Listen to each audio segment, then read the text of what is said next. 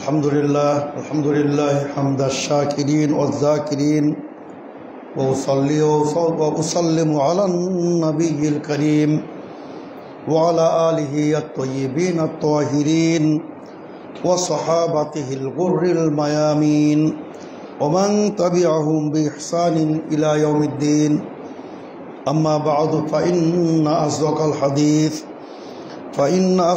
हदीस किताबुल्लाह व अहसनल हदी हदी मुहम्मदिन सल्लल्लाहु अलैहि वसल्लम व खैरुल उमूरि अवाज़िमुहा व शर्रुल उमूरि मुहदसातुहा व कुल्लु मुहदसतिन बिदअह व कुल्लु बिदअतिन दलालह व कुल्लु दलालतिन फिन्नार। अम्मा बअद फ़अऊज़ु बिल्लाहि मिनश शैतानिर रजीम व मिनन नासि मन यशरी नफ्सहु इब्तिग़ाअ मर्दातिल्लाह वल्लाहु रऊफ़ुम बिल इबाद। আলহামদুলিল্লাহ, বন্দর নগরী নারায়ণগঞ্জের সাপ্তি মদিনা মসজিদ মাদ্রাসা কমপ্লেক্সে সমবেত সম্মানিত তাওহীদবাদী সুধী মুসলিম ভ্রাতৃমণ্ডলী, আলহামদুলিল্লাহ আজকে পবিত্র জুমার খুতবায় আরবি খুতবা শেষে আপনাদের সম্মুখে সূরাতুল বাকারার 207 নম্বর আয়াতে কারিমা পেশ করা হয়েছে। ক্ষুদ্র ছোট্ট একটা আয়াত, কিন্তু এতই তাৎপর্যপূর্ণ। এই একটা আয়াত কিন্তু আমাদের জীবনের মোড় ঘুরিয়ে দিতে পারে। একটি মাত্র আয়াত। আয়াতটি আমি প্রথমে অনুবাদ করতেছি। আল্লাহ তাআলা বলছেন, ওমিনান নাসি মান ইয়াশরি নাফসা। মানুষের মধ্যে এমনও লোক আছে যারা আল্লাহর সন্তুষ্টির জন্য নিজের জীবনকে, নিজের প্রাণকে বিক্রি করে দেয়, নিজের জীবনকে বিলিয়ে দেয় আল্লাহর সন্তুষ্টি লাভের জন্য। আল্লাহু রাউফুম বিল ইবাদ। আল্লাহ তাআলা তার বান্দাদের প্রতি দয়াদ্র, অত্যন্ত দয়ালু তিনি, অত্যন্ত তিনি দয়াশয়, করুণাময়, কৃপানিধান। আসলে আয়াতে কারিমাটির একটা অবতীর্ণের প্রেক্ষাপট, যাকে আমরা শানে নুজুল বলি, একটা ঘটনা রয়েছে। ঘটনা হলো যে আল্লাহ রাসূল সাল্লাল্লাহু আলাইহি ওয়াসাল্লামের অত্যন্ত প্রিয় একজন সাহাবী সুহাইব বিন সিনান আর রুমি, তিনি কিন্তু বিরাট ব্যবসায়ী ছিলেন। শৈশবে তাকে বিক্রি করে দেওয়া হয় রুমে, উনি রুমে লালিত পালিত হন। আবার তিনি মদিনায় চলে আসেন, এখানে এসে তাকে স্বাধীন করা হয়, তিনি মুসলিম হন। আল্লাহ রাসূল সাল্লাল্লাহু আলাইহি ওয়াসাল্লামের একজন বিশিষ্ট সাহাবী হিসাবে তিনি পরিচিতি লাভ করেন এবং ব্যবসা বাণিজ্য করতে করতে করতে তিনি বিশাল একজন ধনাঢ্য ব্যক্তিতে পরিণত হন। তো তিনি যখন হিজরত করে মদিনা চলে যাবেন, মক্কার কাফেররা তাকে ধরে ফেলল, যেতে দেওয়া যাবে না। মক্কার কাফেররা বলল যেতে পারবে না। তো তিনি তাদের সাথে একটা চুক্তি করলেন। কি চুক্তি? যে তোমরা আমাকে ছেড়ে দাও, আমি আমার ঈমান নিয়ে চলে যাব, আমার সমস্ত কোটি কোটি টাকার সম্পদ আমি তোমাদেরকে দিয়ে দেব। তার এত সম্পদ পেয়ে রাজি হয়ে গেল। উনি সমস্ত সম্পত্তি আল্লাহর উদ্দেশ্যে তিনি ছেড়ে দিয়ে ঈমানকে রক্ষার জন্য তিনি মক্কা হিজরত করে মদিনা চলে গেলেন। সুবহানাল্লাহ। তো তাকে আল্লাহ রাসূল সাল্লাল্লাহু আলাইহি ওয়াসাল্লাম এবং ওমর ইবনে খাত্তাব বলেছিলেন, রাবিহাত তিজারাতুকা, যে সোহাইব তুমি যে বাণিজ্য করেছো তাদের সাথে, যে তোমার সমস্ত সহায় সম্পত্তি দিয়ে তুমি ঈমানের হেফাজত করার জন্য তুমি চলে আসছো, এটা অত্যন্ত লাভজনক তোমার ব্যবসা, অত্যন্ত লাভজনক তোমার এই চুক্তিটা। আল্লাহ রাব্বুল আলামিন তারই শানে, সোহাইব আর রুমির শানে তিনি আয়াত অবতীর্ণ করে ফেললেন। মানে আল্লাহ রাব্বুল আলামিন তার এই অবদানটা এতটাই তিনি পছন্দ করলেন যে একটা আয়াত অবতীর্ণ করে দিলেন, অমিনান নাস মাইয়াশরি নাফসা ইবতিগা মারদাতিল্লাহ। আল্লাহ বলছেন মানুষের মধ্যে এমন লোক আছে যারা আল্লাহর সন্তুষ্টির জন্য তারা তাদের নিজের জীবনকে বিলিয়ে দেয়, বিক্রি করে দেয়। সুতরাং তাদের জন্য অনেক পুরস্কার। তো আমি বলতে চাচ্ছি সম্মানিত শ্রোতাবৃন্দ যে আমাদের মুমিনদের, মুসলিমদের তাদের সকল তৎপরতার লক্ষ্যই হলো আল্লাহর সন্তুষ্টি অর্জন। এটা আপনার আমার হতে হবে। আমাদের সমস্ত কর্মকাণ্ড, সমস্ত তৎপরতা, আমাদের সমস্ত আচরণ, মুআমালা, লেনদেন, বাণিজ্য, কথাবার্তা, আমাদের সমস্ত নড়াচড়া, হারাকাত, সাকানাত, সবগুলো উদ্দেশ্য থাকতে হবে যে আল্লাহ তাআলার সন্তুষ্টি এখানে আছে কিনা। আল্লাহ তাআলা কি বলেন, কুল ইন্না সলাতি ওয়া নুসুকি ওয়া মাহইয়ায়া ওয়া মামাতি লিল্লাহি রাব্বিল আলামিন। আল্লাহ রাব্বুল আলামিন বলছেন, হে রাসূল সাল্লাল্লাহু আলাইহি ওয়াসাল্লাম বলে দিন, কুল ইন্না সলাতি, হে রাসূল আপনি বলে দিন আমার সলাত, আমার নামাজ, ও নুসুকি আমার সমস্ত আত্মত্যাগ, আমার কুরবানি, ও মাহইয়া ও মামাতি আমার সমস্ত জীবনটাই, আমার মৃত্যু, জীবন, মরণ সব কিছু সে আল্লাহর জন্য, যিনি কুল সৃষ্টিকুলের যিনি রব, যিনি রব্বুল আলামিন, যিনি, তার জন্য আমার সমস্ত জীবনটা আমি উৎসর্গ করে দিলাম। এটা কিন্তু আসলে প্রকৃত মুসলমানদের এমনই হওয়া উচিত যে আমাদের জীবনের প্রতিটা শ্বাস প্রশ্বাস পর্যন্ত, প্রতিটা সেকেন্ড আমাদের জন্য আল্লাহর সন্তুষ্টির পথে ব্যয় হয়। এমন কাজ করব না যেখানে আল্লাহর ক্রোধ আছে, আল্লাহর অসন্তুষ্টি আছে, আল্লাহ তাআলা রাগান্বিত হয়ে যান, আল্লাহ তাআলা লানত বর্ষণ করেন। এমন কাজ আমরা করব না। আমরা জেনে নেব কোন কাজ আল্লাহ তাআলা খুশি হন আর কোন কাজে তিনি অখুশি হন। তো এই জন্য কিন্তু আল্লাহ তাআলা বলছেন, এই আয়াতের পরে তিনি বলতেছেন, সম্মানিত শ্রোতাবৃন্দ 208 আয়াতে তিনি বলছেন, ইয়া আইয়ুহাল্লাযীনা আমানু উদখুলু ফিস সিলমি কাফা, হে বিশ্বাসীগণ, হে মুমিনগণ, তোমরা পরিপূর্ণভাবে ইসলামে প্রবেশ করো, পরিপূর্ণভাবে। তার মানে আল্লাহর অসন্তুষ্টির বাইরে যাওয়া যাবে না, পূর্ণরূপে ইসলামে প্রবেশ করতে হবে। এবং খবরদার, ওয়ালা তাত্তাবিউ খুতুওয়াতিশ শাইতান, শয়তানের পথে, তার পদাঙ্কের অনুসরণ করবে না। কোনটা শয়তানের পথ আর কোনটা আল্লাহর পথ। সিরাতে মুস্তাকিম, ওয়ান্না হাযা সিরাতি মুস্তাকিমান ফাত্তাবিউহু, আল্লাহ বলছেন এটা সিরাতে মুস্তাকিমের পথ, এটার অনুসরণ করো। ওয়ালা তাত্তাবিউস সুবুল, অন্যান্য পথের অনুসরণ করো না, যদি করো ছিটকে পড়বে। ফাতাফাররাকা বিকুম আন সাবিলিহি, ছিটকে পড়ে যাবে, জাহান্নামের তোমার গন্তব্য হয়ে যাবে। সম্মানিত শ্রোতাবৃন্দ, আল্লাহ তাআলার সন্তুষ্টি এটা যে কত গুরুত্বপূর্ণ এবং কত বড় একটি ব্যাপার, এটা আমরা কিন্তু উপলব্ধি করি না। এজন্য আপনাদের সম্মুখে সহিহ বুখারীর একটা হাদিস পেশ করতে চাই। এই হাদিসের মাধ্যমে বুঝতে পারবেন যে আল্লাহ তাআলার সন্তুষ্টির কতটা গুরুত্ব। সুবহানাল্লাহ। আল্লাহ রাসূল সাল্লাল্লাহু আলাইহি ওয়াসাল্লাম বলছেন যে আল্লাহ রাব্বুল আলামিন সকল জান্নাতীদেরকে আহ্বান করবেন, ইয়া আহলাল জান্নাহ, হে জান্নাতবাসীরা। সকল জান্নাতীরা বলবেন, লব্বাইকা ওয়া সাআদাইকা, হে রব্বুল আলামিন, আমরা তোমার ডাকে প্রস্তুত। আপনি বলুন কি বলতে চান রব্বুল আলামিন, আমরা আপনার ডাকে প্রস্তুত। আসলে দেখুন, এখানে একটু ব্যাখ্যা করতে চাই, যেহেতু লব্বাইক শব্দটা আপনারা জানেন, কিন্তু প্রত্যেক হাজিরা বলেন লব্বাইক আল্লাহুম্মা লব্বাইক। লব্বাইকের অর্থ কি?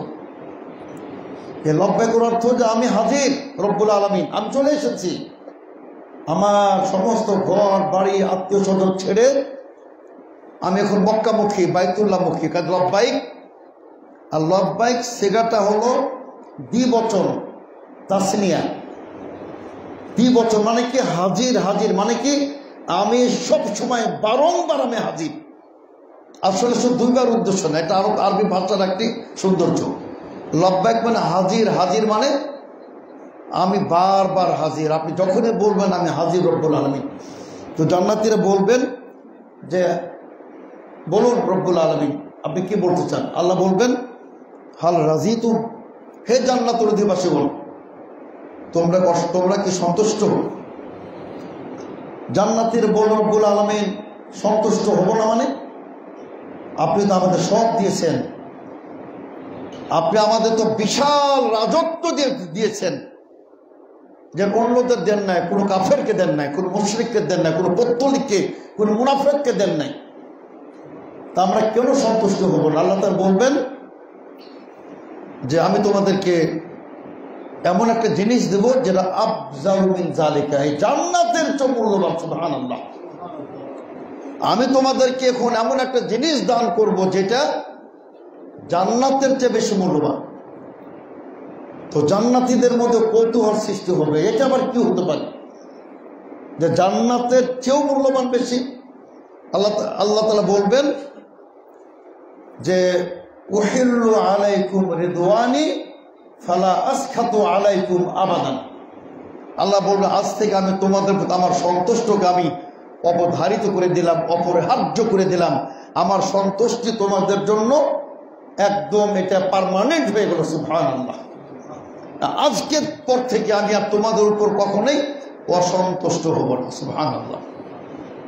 এটা আল্লাহ তাআলা বলবেন। আমরা দুরকম হাদিস পাই, দুটি সহিহ বুখারী হাদিস। একটি হলো যে আল্লাহর সন্তুষ্টি জান্নাতের চেয়ে মূল্যবান, আর আরেকটা হাদিস পাওয়া যায় যে জান্নাতীরা বলবেন জান্নাতের চেয়ে মূল্যবান কি হতে পারে? তখন আল্লাহ রাব্বুল আলামিন তাদেরকে দিদার দিবেন, সাক্ষাৎ দিবেন। সুবহানাল্লাহ। সকল জান্নাতীরা আল্লাহকে দেখার পরে বলবেন যে সুবহানাল্লাহ, এই জান্নাতের এত নেয়ামত রব্বুল আলামিনের রুইয়াতের মোকাবেলায়, আল্লাহকে দিদারের মোকাবেলা সব অতি তুচ্ছ, অতি নগণ্য। সুবহানাল্লাহ। কাজে ইনশাআল্লাহ আপনারা আমরা ইনশাআল্লাহ জান্নাতবাসী হব ইনশাআল্লাহ, এবং আল্লাহ তাআলার দুটি নেয়ামত আমরা ভোগ করব ইনশাআল্লাহ। একটি কি, আল্লাহ তাআলার সন্তুষ্টি আমাদের জন্য অবধারিত হয়ে যাবে, আর আল্লাহ তাআলার দিদা তার রুইয়াত উজুহু ইয়াউমাইদিন নাযির। আল্লাহ বলছেন সেদিন অনেক চেহারা আল্লাহকে দেখবেন, তারা সতেজ হবে, হাস্যোজ্জ্বল হবে। যদি মুতাজিলীরা এটা অস্বীকার করে যে মানুষের পক্ষে আল্লাহকে দেখা সম্ভব না, কিন্তু কোরআন বলতেছে জান্নাতীরা আল্লাহ তাআলাকে দেখবেন। সুবহানাল্লাহ। তো সম্মানিত সুধীবৃন্দু, আমরা এজন্য বলছিলাম যে পৃথিবীতে আসলে আল্লাহর সন্তুষ্টি এটা আমাকে টার্গেট রাখতে হবে। যেখানে আল্লাহর অসন্তুষ্টি সেখানে আমরা নাই। তো আমাদের এজন্য মনে করতে হবে যে পৃথিবীটা কিন্তু আমাদের বিনোদনের জন্য নয়।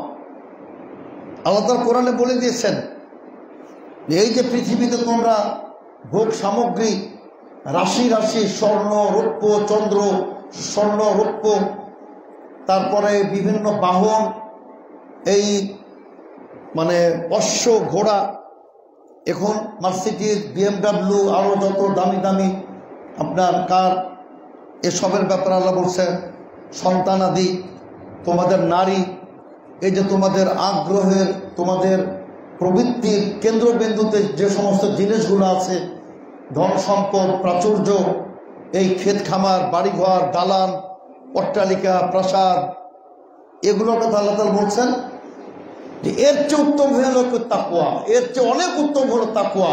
এর তাকওয়া অর্জন হলে আল্লাহ বলছেন সূরা আলে ইমরানের 15 আয়াতে আল্লাহ বলছেন আল্লাহ তাআলার সন্তুষ্টি তারা অর্জন করবে। সুবহানাল্লাহ। তাহলে আল্লাহর সন্তুষ্টি এটা আপনার বাড়ি ঘরের চেয়ে উত্তম, বাহনের চেয়ে উত্তম, রাশি রাশি স্বর্ণ রূপার চেয়ে উত্তম হল আল্লাহর সন্তুষ্টি অর্জন করা। সম্মানিত সুধীবৃন্দ, আমি আপনাদের সম্মুখে একজন আল্লাহ রাসূল সাল্লাল্লাহু আলাইহি ওয়াসাল্লামের বিশিষ্ট সাহাবিয়া, একজন মহিলা সাহাবী, একটা ঘটনা বলতে চাই যে তারা ইসলামকে, তার কালেমাকে, তাওহীদকে, আল্লাহ সন্তুষ্টিকে তারা কিভাবে গুরুত্ব দিয়েছিলেন। সম্মানিত শ্রোতাবৃন্দ, আনাস বিন মালিকের মায়ের নাম হলো উম্মে সুলাইম রাদিয়াল্লাহু আনহা। আল্লাহ রাসূল সাল্লাল্লাহু আলাইহি ওয়াসাল্লামের যিনি খাদেম ছিলেন আনাস বিন মালিক, তার মা হলেন উম্মে সুলাইম রাদিয়াল্লাহু আনহা। এই উম্মে সুলাইমের প্রথম স্বামী ছিলেন মালিক বিন আনাস। তো আল্লাহ রাসূল সাল্লাল্লাহু আলাইহি ওয়াসাল্লাম যখন হিজরত করে মদিনায় গেলেন, তো সে খুব অসন্তুষ্ট হল। যেমন লোক আসলো, তার আধিপত্য সব জায়গায় বিস্তার করতেছে, আর সে মদকে হারাম করেছে, মদ ছাড়া আমি থাকতে পারি না। সে আপনার বিদ্রোহ করে সব ছেড়ে চলে গেল শাম দেশে। ওখানে গিয়ে সে কুফরি অবস্থায় মৃত্যুবরণ করল।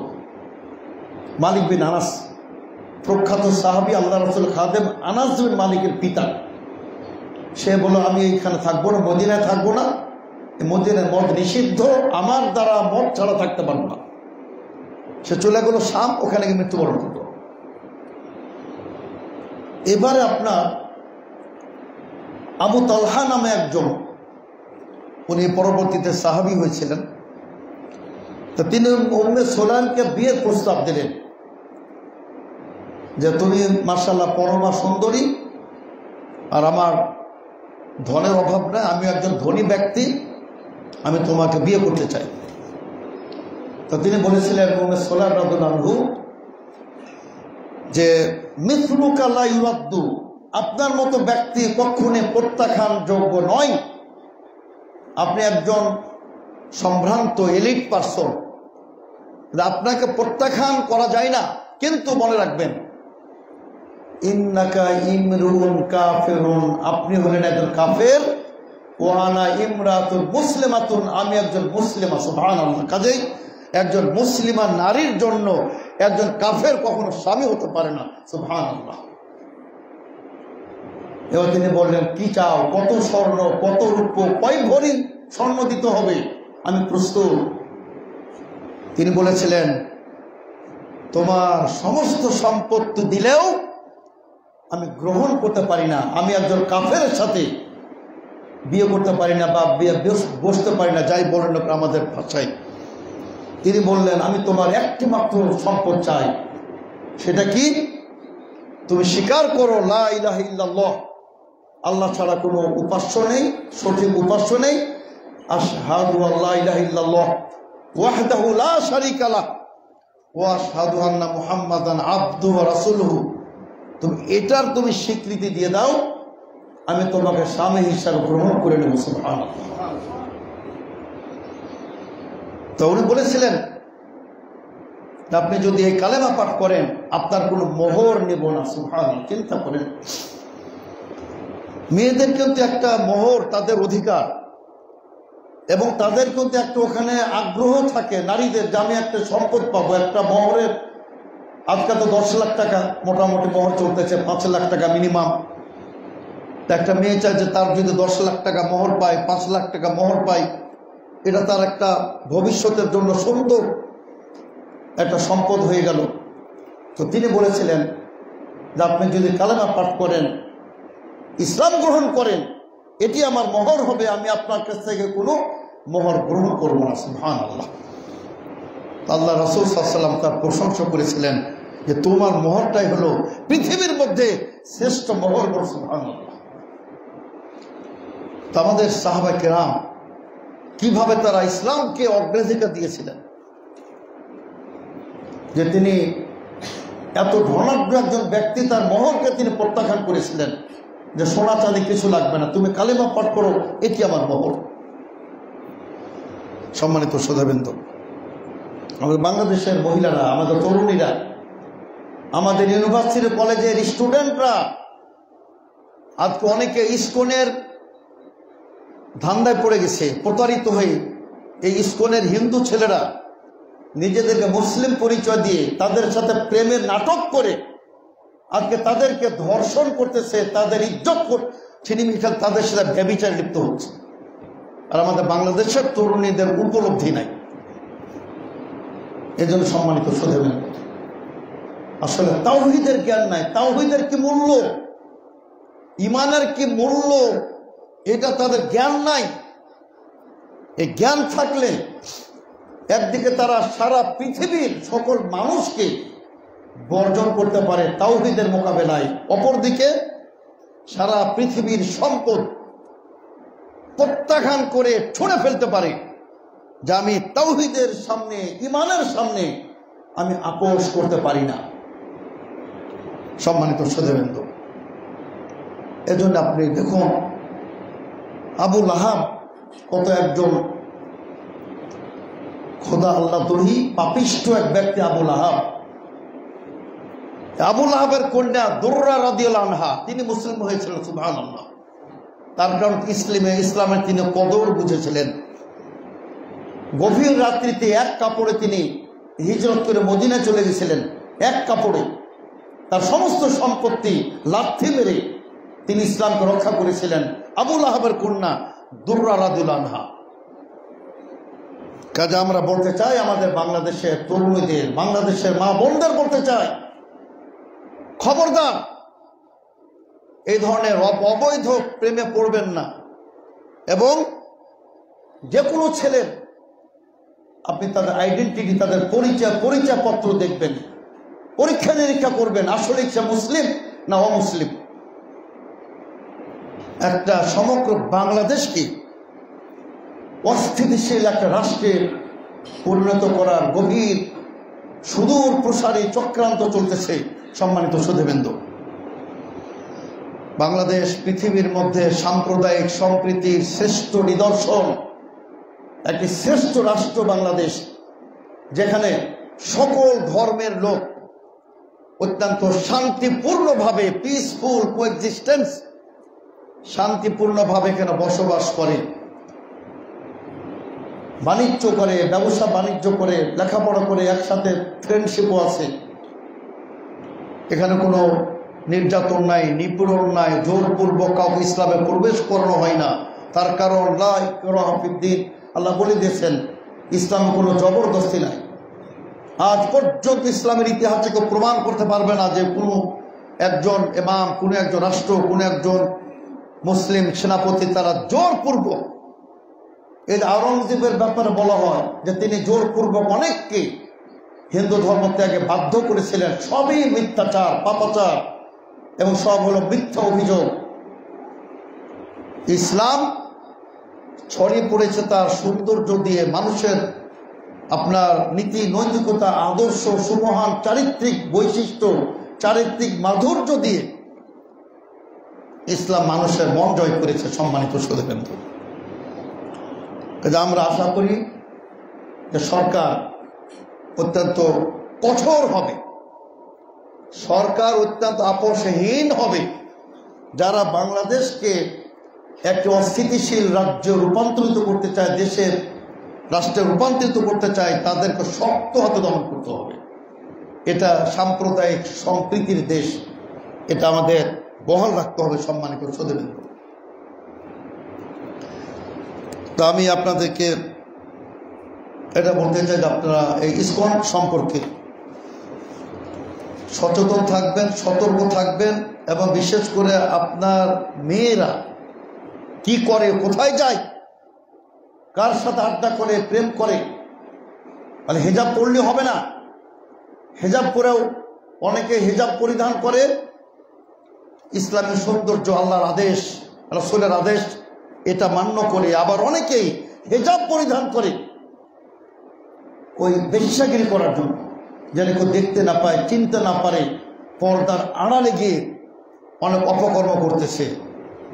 কাজে আপনাকে অভিভাবক হিসাবে অবশ্যই বিশেষ করে কোনো অমুসলিম ছেলেদের সাথে তারা উঠা বসা করে কিনা, তার কারণ তাদের উদ্দেশ্যই হলো তার সতীত্ব হরণ শুধু নয়, তাকে শুধু ধর্ষণ করাই উদ্দেশ্য না, উদ্দেশ্য হলো তাকে অমুসলিম বানিয়ে তাকে বিয়ে শাদী করবে অথবা মেরে তার লাশ ফেলে চলে যাবে। তো সম্মানিত শ্রোতাবৃন্দ, আমি বলছিলাম যে আমাদের লক্ষ্য রাখতে হবে যে আল্লাহ তাআলার কোথায় সন্তুষ্টি, আল্লাহ তাআলার কোথায় অসন্তুষ্টি, এগুলো আমরা যেন সিরিয়াসলি দেখি। তো আমি আপনাদের সামনে কিছু পয়েন্ট, যেহেতু সময় কম, একটু খুতবাতে এই রেদওয়ানুল্লাহ আকবার, আল্লাহ বলছেন আল্লাহ তাআলার সন্তুষ্টি সবচেয়ে বড়, এইটাই সবচেয়ে পাওয়ারফুল। আল্লাহ সন্তুষ্টি যদি হয়ে যায় আপনি সফল হয়ে গেলেন। আল্লাহ সন্তুষ্টি মানেই হলো জান্নাত। এই জন্য আমাদের রাসূলের ইত্তেবা, রাসূলের আনুগত্য, কিতাব ও সুন্নাহর অনুসরণ, এর কোনো বিকল্প নাই। সম্মানিত শ্রোতাবৃন্দ, আল্লাহ তাআলা বলে দিয়েছেন কুল ইন কুনতুম তুহিব্বুনাল্লাহা ফাত্তাবিউনি, হে রাসূল বলে দিন, তোমরা যদি আল্লাহকে ভালোবাসতে চাও, আল্লাহর ভালোবাসা পেতে চাও, তাহলে একটি মাত্র দরজা খোলা। আল্লাহর ভালোবাসা পেতে হলে রাসূলের অনুসরণ, রাসূলের ইত্তেবা এটা অপরিহার্য হতেই হবে। তাহলে আল্লাহ তাআলা ইউহিব্বুকুমুল্লাহ, আল্লাহ তোমাদেরকে ভালোবাসবেন। ওয়াগফির লাকুম যুনুবাকুম, আল্লাহ তাআলা তোমাদের সমস্ত অপরাধ, সমস্ত পাপ পঙ্কিলতা থেকে তিনি তোমাদেরকে মুক্ত করে তিনি ক্ষমা করে দিবেন। আল্লাহু গফুর রহিম, আল্লাহ তাআলা ক্ষমাশীল এবং তিনি দয়াময়। এই জন্য আমি শুধু আপনাদের সামনে একটি ছোট্ট আয়াতে কারিম আর একটা হাদিস পেশ করে হয়তো আলোচনা শেষ করতে হবে, সময় কম। আল্লাহ তাআলা এক জায়গায় বলছেন যে ওয়াইন তাশকুরু ইয়ারদাহ লাকুম, আল্লাহ সন্তুষ্টি আমরা কিভাবে লাভ করব, একটি পথ আল্লাহ বলে দিচ্ছেন। ওয়াইন তাশকুরু, তোমরা যদি আল্লাহর শুকরিয়া আদায় করো তিনি তোমাদের প্রতি সন্তুষ্ট হয়ে যাবেন। সুবহানাল্লাহ। তো আল্লাহ তাআলার প্রতি শুকরিয়া আদায় সবসময় করবেন। আল্লাহ তাআলা আপনাকে সৃষ্টি করেছেন, আল্লাহ তাআলা আপনাকে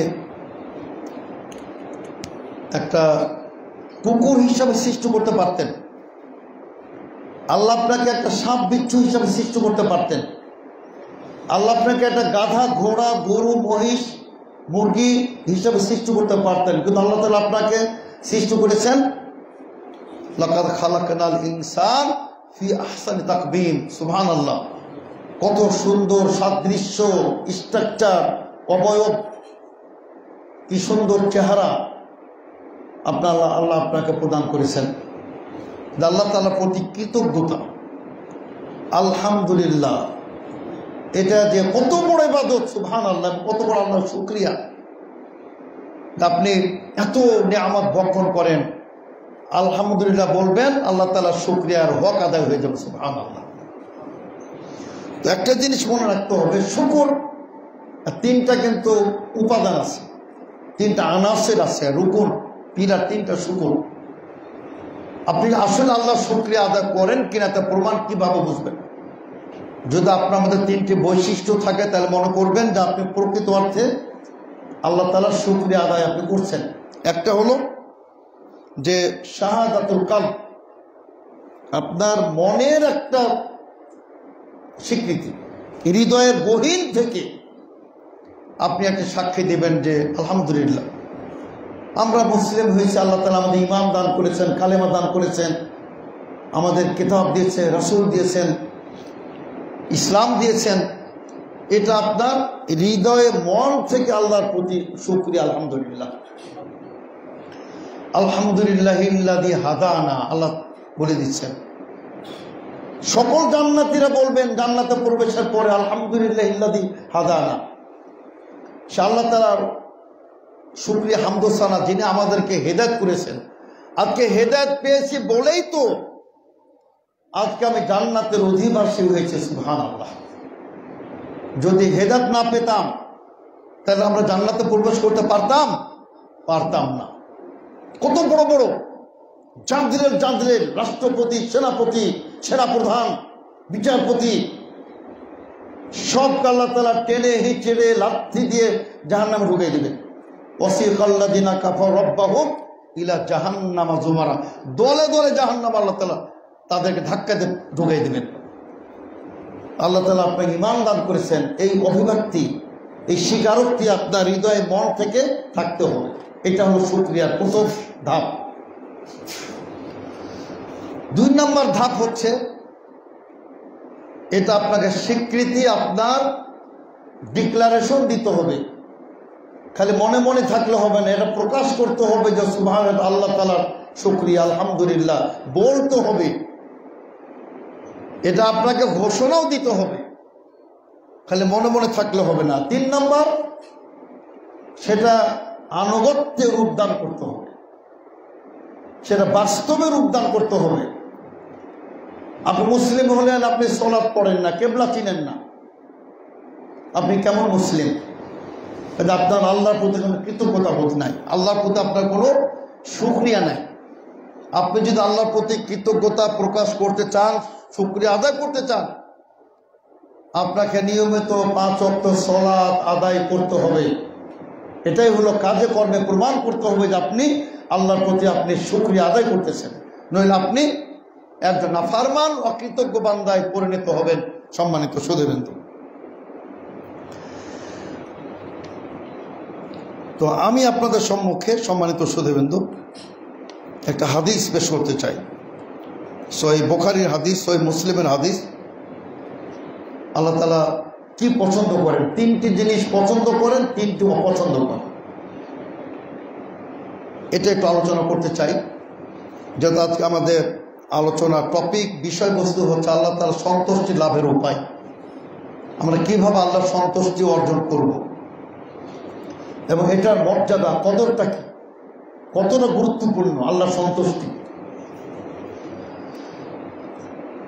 আল্লাহ রাসূল সাল্লাল্লাহু আলাইহি ওয়াসাল্লাম বলেন, ইন্নাল্লাহা ইয়ারদা লাকুম ওয়া ইয়াকরাহু লাকুম সালাসা, নিশ্চয় আল্লাহ তাআলা তোমাদের জন্য 3টি কাজকে অত্যন্ত পছন্দ করেন, আর 3টি কাজকে তিনি অপছন্দ তিনি করেন। তিনি ফায়ারদা লাকুম আন তা'বুদুহু, তিনি পছন্দ করেন যে তোমরা একমাত্র আল্লাহর ইবাদত করবে। ওয়ালা তুশরিকু বিহি শাইয়া, খবরদার আল্লাহর সাথে কোনো শরীক করবে না, শিরক করবে না। শিরক মুক্ত ইবাদত, এক কথায় শিরক মুক্ত ইবাদত, এটা আল্লাহ তাআলা পছন্দ করেন। এখানে তো শতকরা মানে মোর দ্যান 50% লোক এখান থেকে বেরিয়ে যাবে। কিন্তু শিরক মুক্ত ইবাদত বাংলার জমিনে শুধু না, সমগ্র বিশ্বে আহলে হাদিসরা ছাড়া শতকরা 5% করে না শিরক মুক্ত ইবাদত। বহু নামাজি দেখবেন কপালে ঘোট্টা, কপালে আপনার দাগ পড়ে গেছে, কিন্তু তারপর মাজার পূজা করে, কবর পূজা করে, শিরক করে, বেদাত করে, ওই ইবাদতের কোনো দাম নেই। আল্লাহ তাআলা ক্লিয়ার বলেছেন, আল্লাযীনা আমানু ওয়া লাম ইয়ালবিসু ঈমানাহুম বিযুলম উলাইকা লাহুমুল আমনু ওয়া হুম মুহতাদুন। আল্লাহ বলছেন যে যারা ঈমান গ্রহণ করলো এবং তাদের ঈমানকে শিরকের সাথে মিশ্রণ ঘটাইল না, পরিশুদ্ধ ঈমান, স্বচ্ছ নির্ভেজাল ঈমান, এটা হলো শর্ত। আল্লাহ বলছেন এদের জন্য জান্নাতের গ্যারান্টি। সুবহানাল্লাহ, এদের জন্য নিরাপত্তা, জান্নাতের গ্যারান্টি আল্লাহ দিয়েছেন, যার শিরক মুক্ত ইবাদত করবে। আর ওই আল্লাহকেও ডাকলো, খাজা বাবাকেও ডাকলো, আজমিরিকেও ডাকলো, মানে আপনার সবকে খুশি, আল্লাহকেও খুশি, আর পীর বাবাকেও খুশি, শয়তানকেও খুশি। ইব্রাহিম সাহেব কি বলেছেন, ইয়া আবাতি লা তা'বুদু শয়তান, আব্বাজান শয়তানের ইবাদত করবেন না। শয়তানের ইবাদত কোনগুলা? মূর্তি পূজা, প্রতিমা পূজা, পীর পূজা, সব হলো শয়তানের ইবাদত। শয়তানের ইবাদত করে আপনি জান্নাতের অন্বেষণকারী হবেন, জান্নাতের প্রত্যাশা করবেন, এটা একটা পাগলের প্রভাবের চেয়ে মারাত্মক। এই জন্য শিরক মুক্ত ইবাদত আল্লাহ তাআলা পছন্দ করেন। 2 নম্বর কি? ওয়ান্তাসিমু বিহাবলিল্লাহ, আল্লাহ রজ্জুকে, কিতাব ও সুন্নাহকে সম্মিলিতভাবে, জামাতবদ্ধভাবে, দলবদ্ধভাবে ধারণ করতে হবে। আর অনেকটা কিন্তু সে লক্ষ্যে সম্মানিত শ্রোতাবৃন্দু, এই যে সংগঠন, বিশেষ করে বাংলাদেশ জমিয়ত আহলে হাদিস, আল্লামা আব্দুল কাফের কুরাইশি বিংশ শতাব্দীর অপ্রতিদ্বন্দ্বী মধ্যে মুজাহিদ, সমাজ সংস্কারক, বিপ্লবী, পরবর্তীতে শিক্ষা জগতের কিংবদন্তি প্রফেসর আল্লামা ডক্টর আব্দুল বারী, তাদের রেখে যাওয়া আমানত বাংলাদেশ জমিয়ত আহলে হাদিস মূলত এ লক্ষ্যে কাজ করে যে একটি অখণ্ড মুহাম্মদী জামাত প্রতিষ্ঠা করা। এখানে কোনো ভেদাভেদ থাকবে না, বিভাজন থাকবে না, দলবাজি থাকবে না, দলীয়করণ থাকবে না। সব এখানে একমাত্র আল্লাহর উদ্দেশ্যেই আল্লাহর দ্বীনকে সমাজে প্রতিষ্ঠিত করবে, তাওহীদকে সমগ্র বাংলাদেশে টেকনাফ থেকে তেঁতুলিয়া ছড়িয়ে দিবে, এ লক্ষ্যেই কিন্তু প্রতিষ্ঠিত হয়েছে বাংলাদেশ জমিয়ত আহলে হাদিস। সুতরাং এই লক্ষ্যে আমরা কাজ করব যে একটি ঐক্যবদ্ধ জামাত প্রতিষ্ঠা করা। আল্লাহ তাআলা কি বলে, ইন্না হাদিহি উম্মাতুকুম উম্মাতাও ওয়াহিদা, এক উম্মতে, ঠিক কোনো পার্থক্য নাই। ওই রোহিঙ্গা আর সৌদি আরবের নাগরিক আর মার্কিন নাগরিক যদি মুসলিম হয়, সব ভাই ভাই ভাই ভাই। আল্লাহ রাসূল বলেন, কুনু ইবাদাল ইখওয়ানা, তোমরা আল্লাহর বান্দা, নিজেরা সব ভাই ভাইয়ে পরিণত হয়ে যাও। তো এটি আল্লাহ তাআলা পছন্দ করেন যে তোমরা ঐক্যবদ্ধভাবে আল্লাহর রুজুকে তোমরা ধারণ করবে। আরেকটা কি, ওয়ান তুনাসিহু মান ওয়াল্লাহুল্লাহ আমরাকুম, আল্লাহ তাআলা তোমাদেরকে, যাদেরকে তোমাদের উপরে কর্তৃত্ব দিয়েছেন, ক্ষমতা দিয়েছেন, ক্ষমতাশীল করেছেন অথবা দায়িত্বশীল করেছেন, তাদের কল্যাণ কামনা করবে, তাদের কল্যাণ কামনা করবে। খালি বিরুদ্ধচারণ নয়, খালি উৎখাত নয়, আগে একটু হেদায়েতের চেষ্টা করতে হবে। এটা হলো ইসলাম, এটা হলো আকীদা, এটা আচরণ, এটা মুআমালা, এটা তাদেরকে বুঝাতে হবে, তাদের কল্যাণ কামনা করতে হবে। ওয়াকরাহু লাকুম, আর আল্লাহ তাআলা অপছন্দ করেন কোনটা, তিলকা, ভিত্তিহীন কথা, অনর্থক বেহুদা কথা, ভিত্তিহীন, শুনতে মজাদার, বুজুর্গোं ने कहा, ख्वाबों में देखा। আমাদের লোকেরা পাগল হয়ে যায়, আর বুজুর্গों ने कहा, বুজুর্গরা বলেছে। বুজুর্গরা কি বলেছে, কিতাব ও সুন্নাহর আলোকে না বাইরে, এটা দেখতে হবে আপনাকে। চিরকালের ইসলাম কোনো দাম নাই বলে বলা হয়েছে, বলেছে, কে বলেছে, সনদ নাই, ওই সনদহীন ইবাদতের কোনো দাম নাই। এজন্যই সহিহ হাদিস, সহিহ সুন্নাহ। এক মসজিদে বসে আছেন আসরের সালাতের পরে, ইমাম আহমদ বিন হাম্বল ইহইয়াউল মাঈন, সুবহানাল্লাহ, ইসলামের দুইজন অন্যতম শ্রেষ্ঠ সন্তান, সাহাবা কেরামদের পরে যাদের মর্যাদা, ইমাম আহমদ বিন হাম্বল আর ইহইয়াউল মাঈন, ইলমে হাদিসের দুই পিলার, বসে আছেন আসর সালাতের পরে মসজিদে। হঠাৎ করে একটা বক্তা দাঁড়িয়ে গেছে। বর্তমানে বক্তাদের উপদ্রব এটা মারাত্মক। কিন্তু এই যে গ্রামে গ্রামে মাহফিল, আর সব আপনার গাঁজাখড়ি গল্প, গাঁজাখড়ি গল্প। তো এক বক্তা দাঁড়িয়ে গেছে, দাঁড়িয়ে বলে, যে ব্যক্তি বলবে, হ্যাঁ কি বলে, যে আমাকে ইমাম আহমদ বিন হাম্বল এবং ইহইয়াউল মাঈন হাদিস বর্ণনা করে শুনিয়েছেন, যে ব্যক্তি লা ইলাহা ইল্লাল্লাহ পাঠ করবে, ওই কালেমা দ্বারা একটা মতি, মানে আপনার মূল্যবান, আপনার একটা পাখি হয়ে যাবে, মানে আপনার একদম মতি, ইয়াকুত, ওই যে আপনার মূল্যবান মণিমুক্তার একটা পাখি হয়ে যাবে। তারপরে এ হবে, সে হবে, সে হবে। তো ওনারা তো একজন আর একজন তাকাচ্ছেন। পরবর্তীতে আহমদ বিন হাম্বল জিজ্ঞেস করছেন, হামায় তুমি কি ধরনের হাদিস বলছো, আপনি বলছেন? বলছে না, প্রশ্ন ওঠে না। তো আলোচনা শেষে তাকে তারা ডাকলেন, এবং আহমদ এদিকে আসেন। সে তো বক্তা, লোভী মানুষ, ভাবছে যে আমাকে ডাকলেন, আজকে হয়তো আমি যে হাদিস শুনিয়েছি, হয়তো আজকে বিশাল আমি একটা গিফট পাবো, আজকে হয়তো অনেকগুলো দিনার আজকে আমি অর্জন করবো। তোমাকে কে হাদিস শুনিয়েছেন? বলছে আহমদ বিন হাম্বল আর ইহইয়াউল মাঈন। আমি আহমদ বিন হাম্বল আর ইনি হলেন ইহইয়াউল মাঈন। আমরা তো এমন হাদিস তোমাকে কখনো শোনাই নাই। বক্তা কি বলল? আমি শুনেছিলাম আগে যে আপনারা দুজন আহাম্মক, আজকে প্রমাণ পেয়ে গেলাম যে আপনারা দুজন আহাম্মক। যে কিভাবে? পৃথিবী থেকে আর আহমদ বিন হাম্বল নাই, ইয়াহয়া মাইন আর নাই, আপনারা দুজনই আছেন না আরো আছে? আমাকে যে আহমদ বিন হাম্বল আর ইয়াহয়া মাইন হাদিসটা শুনিয়েছেন উনি আপনারা না, অন্য।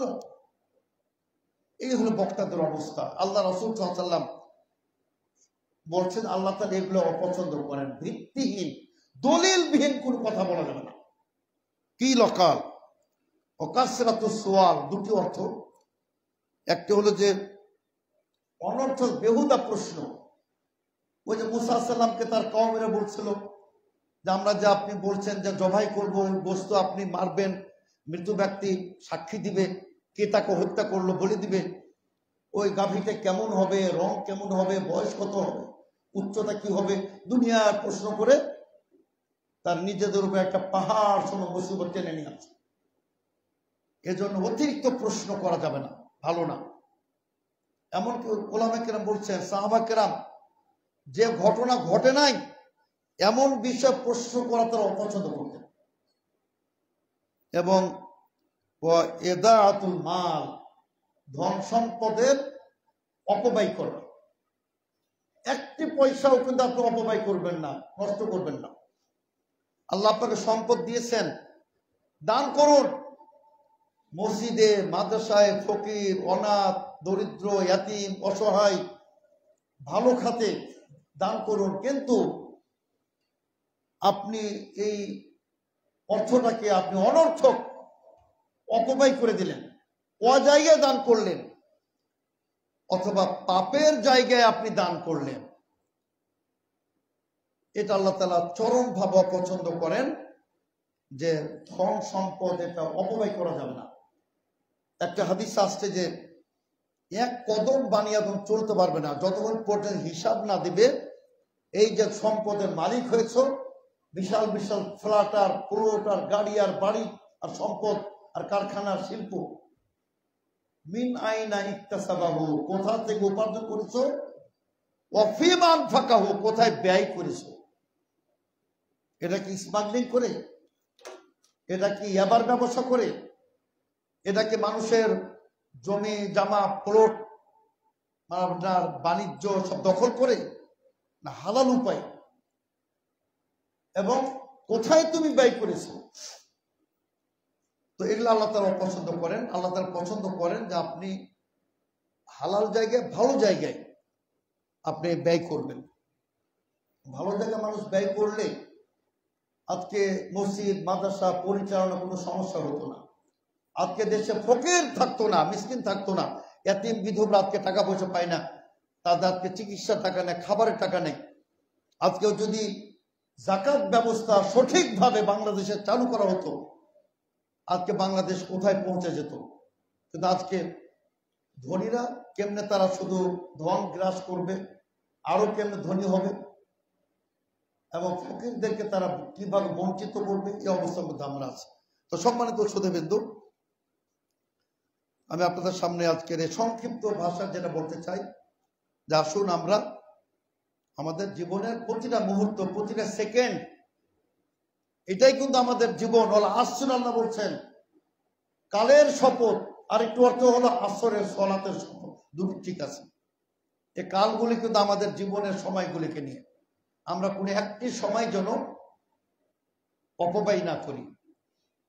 আপনি চলতেছেন পথে ঘাটে, আল্লাহর জিকির করেন, সুবহানাল্লাহ, আলহামদুলিল্লাহ, ইলাহা ইল্লাল্লাহু আকবার, কেউ জানবে না। এই জন্য আল্লাহ রাসূল সাল্লাল্লাহু আলাইহি ওয়াসাল্লাম বলছেন যে এটা যুদ্ধের ময়দানে গিয়ে শহীদ হবার চেয়ে বেশি মূল্যবান হলো আল্লাহর জিকির। কেউ টের পাবে না, চলতেছেন মুখে থাকবে আপনার সুবহানাল্লাহ, আলহামদুলিল্লাহ, ইলাহা ইল্লাল্লাহ, আল্লাহু আকবার। যদি দুঃখজনক, আমি সেদিকে যাবো না, সময় কম, যে আমরা এই জিকিরের মধ্যে এত মর্যাদাপূর্ণ ইবাদত আমরা বিনষ্ট করে দিয়েছি। কিভাবে? আমরা বলি যে সুবহানাল্লাহ বলার দরকার নাই, আল্লাহু আকবার বলার দরকার নাই। কি দরকার? আল্লাহ আল্লাহ আল্লাহ। এবং এটাও দরকার নাই, কি দরকার? হু হু হু, নাউযুবিল্লাহ। এগুলা ভণ্ডামি, এগুলা ভণ্ডামি।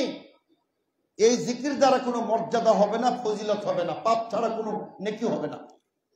সুতরাং আসুন আমরা কিতাব ও সুন্নাহর আলোকে আমরা আমাদের জীবন পরিচালনা করি, আর প্রতিটা মুহূর্ত আমরা যেন আল্লাহর সন্তুষ্টি কোথায় আছে, আর আমরা যেন আল্লাহকে ভয় করি। আল্লাহ তাআলা আমাদের সকলকে তৌফিক দান করুন। আল্লাহুম্মা আমিন।